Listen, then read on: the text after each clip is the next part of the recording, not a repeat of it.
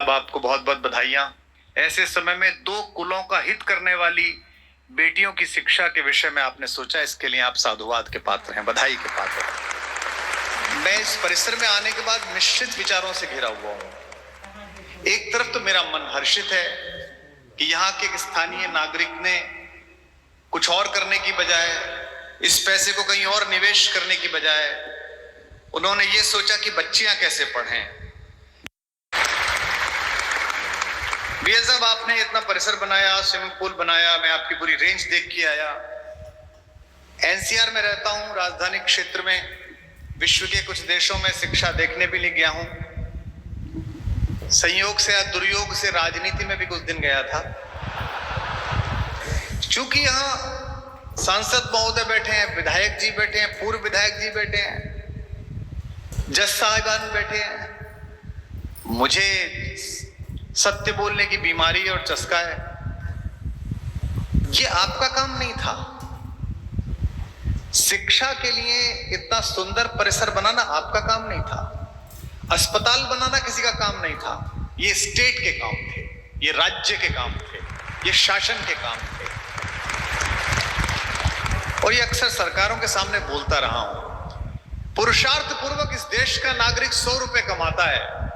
मुझ जैसे एक सामान्य अध्यापक के लड़के ने, जिसने इंजीनियरिंग से मुंह मोड़कर कविता की तरफ प्रयाण किया, मैंने अपनी योजना, अपनी प्रतिभा, अपनी क्षमता, जो भी वाग्देवी का वरदान था, उसका प्रयोग करते हुए अगर 100 रुपए कमाए, तो सरकार ने मुझसे कहा कि प्रभु, ये आपने जो 100 रुपए कमा लिए, आपके पास ज्यादा हो गए, इनमें से 37 रुपए, 37 रुपए दे दीजिए।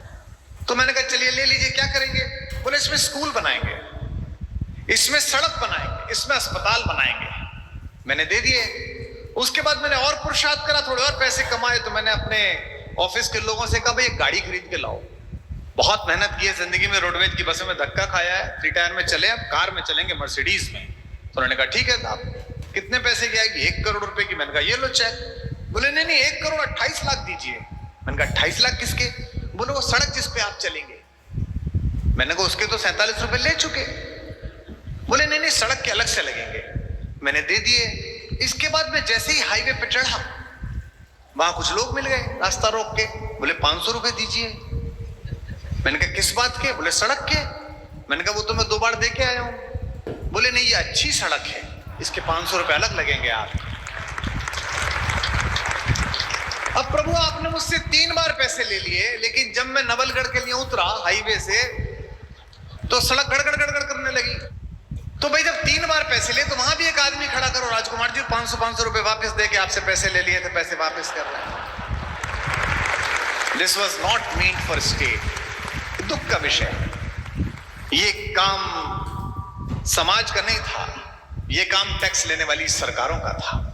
लेकिन मैं उन लोगों को दोनों हाथ सलाम करता हूं कि जो हमारे ही द्वारा निर्वाचित शासन के फेल हो जाने पर इन नौनिहालों की आंखों के सपनों के लिए अपने सपने कुर्बान करके इतना सुंदर और विशाल परिसर डेवलप करते हैं।